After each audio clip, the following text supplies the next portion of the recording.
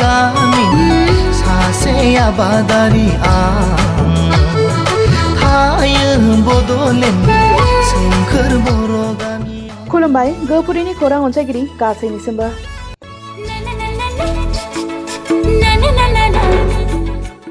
सासे बर' लाइमोना मेसें बोथोरावनो माइ आबाद मावदों।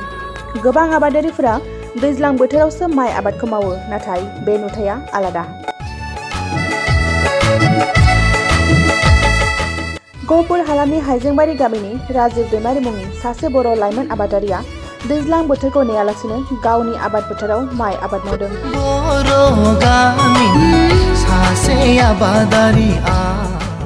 दैज्लां बोथोरखौ नेबाय थायालासिनो दैज्लां बोथोर सफैयै सिगां फेब्रुवारि दानावनो माइ आबादखौ मावदों। ओनसोलनि गोबां बर' आइजोफोरखौबो मेसें बोथोरनि माइ आबाद फोथाराव नुनो मोन्दों होंगो दोंगो खोथिया फुनाय आरो माइ गायनाय।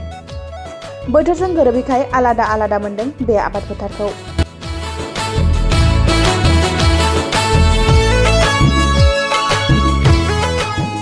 नाथाय बे नुथाया थारैनो सैथो। बिथां राजीव दैमारिया बे माइ जोलैखौ उदालगुरि जिल्लानिफ्राय बिहरना दानसेनि सिगां खोथिया फोना दिनै माइ आबादखौ गायनो खोथिया फुनायजों लोगोसे माइ गायदों। बिथाङा माइ आबादजों लोगोसे गोबां रोखोमनि मैगं थाइगं फिथाइ सामथाइनि आबादबो मावो। बिथाङा थरमुस आबाद, फानलु सिब्र आबाद आरो बेसर आरो बायदि बायदि आबाद बोथोर लायै बोथोर मावो। बिथाङा गोदान मुगानि लाइमोनफोरखौबो गावनि मोन्दांथिनि गेजेरजों खावलायो दि दिनै समाव आबाद मावनानै गावखौ गसंथानो हायो। बेनिखायनो दिनै लाइमोनफोरा आबाद मावनानै गावनो गाव गसंथानांगौ, समफोरखौ ओरैनो हगारनो नाङा होननानै खावलायदों। बिदिब्ला फै gwhwपुरिनि खौरांनि गेजेरजों मिथिनानै लानि। गिबियावनो gwhwपुरिनि रादाब बुथुमगिरि नोंथांमोननिसिम आं खुलुमग्रोबाय आरो लोगोसे gwhwपुरि रादाबखौ मोजां मोनग्रा रायजो राजानिसिमबो आंनिफ्राय माने खुलुमनाय जासिहरग्रोबाय। माने आं बे आबादखौ मावनायनि थांखियानो जाहैबाय दैज्लां बोथोरावसो मावोमोन मावनायाथ' गोदोफोर, ओमफ्राय दा आथिखालाव जेनेबा गोदोनि बायदि बोसोराव खनसेल' गायनायखौ जों न'खरफोरखौ बारा खुंफुंजोबनो हाख'वा जायो। दा बिनिखायनो आं माने मेसेङावबो एसे लेटसो जाबावबाय, माने एसे फास्ट जाबावनांगौमोन आरो जेनेबा मास मोनसेसो फास्ट जाबावनांगौमोन।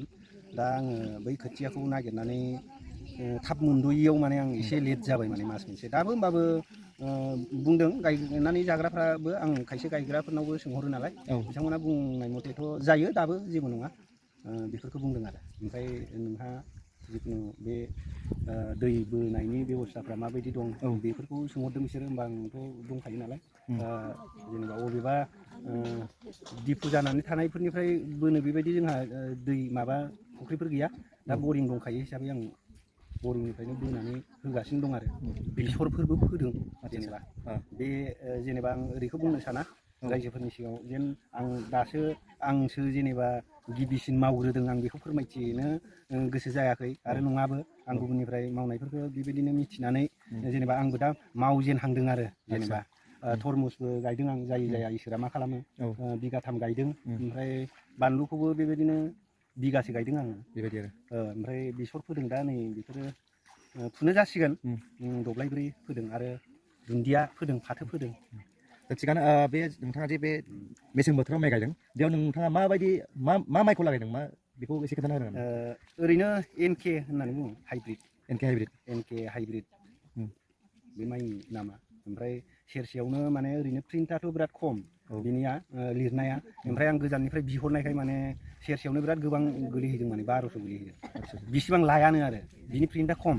माने लाबोनायावनो माने उदालगुरिनिफ्रायसो बिहरनाय जाहैबाय नालाय, बेनिखायनो माने 1200 गोलैदों सेरसेयाव। ओमफ्राय बिगासेयाव सेरनैल' नांगौनो गायनोबा। बे माइखौ मोननो बेसेबांसो गोबाव नांगोन? बेखौ ओरैनो 70-80 देसावनो मोनो बेबायदि होनदों। मास मोननै मोनथाम जाहैगोन मोनो। बे मा मासाव मोनहैगोन एसे बुंनानै होगोन नामा? जेठ, बैसाग जेठआव मोनहैगोन बे माइखौ। बैसाग जेठआव, जेठ बा आसार, लास्ट आसारावथ' जों खोथियासो फैयो। आरो नोंथाङा जे दा मेसें बोथोराव बे फेब्रुवारि माहायाव गोजां बोथोराव माइ गायदों, आरो दैज्लां बोथोर फैबावब्ला आरोबाव माइ गायबावगोन नामा? बेखौ हानानै थिखांनाय लोगो लोगो ओरै खोथिया फोखाबाय नालाय, बेखौ थिखांनाय लोगो लोगो एवबाय आरो गायलायबाय दैज्लांनि माइखौ। आरो आं नोंथांनाव मोनसे खोथा सोंबावनो सानदों। दिनैनि समाव गोबां लाइमोनफ्रानो समाजारि बेरेखायावसो गोबां जुरिथि जानायखौ जों नुनो मोनो। दा नोंथाङा जे सासे आबादारि बे मेसें बोथोराव जे नोंथाङा बिराद माइनि आबादखौ मावनो लाबाय दानि सेंग्रा सिख्ला बिथांमोना नोंथाङा मा मेसेज होनो सानो एसे बुंनानै होनो हागोन नामा?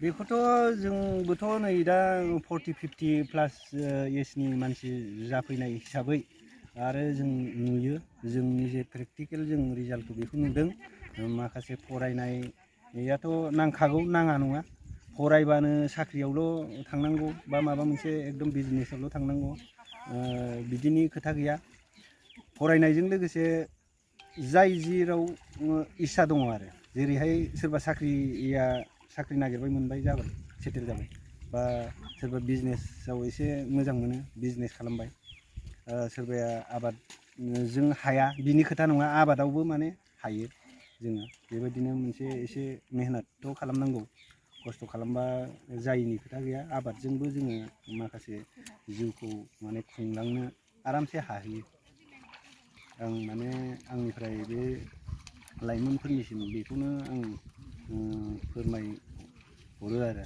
माने हाया बा जाया बिनि खोथा गैया जों इन्ट्रेस्ट होनांगौ आबादजोंबो माने इन्ट्रेस्ट होनानै जुदि मावोबा गसंथानो हालाङो आरो गावनि आथिङाव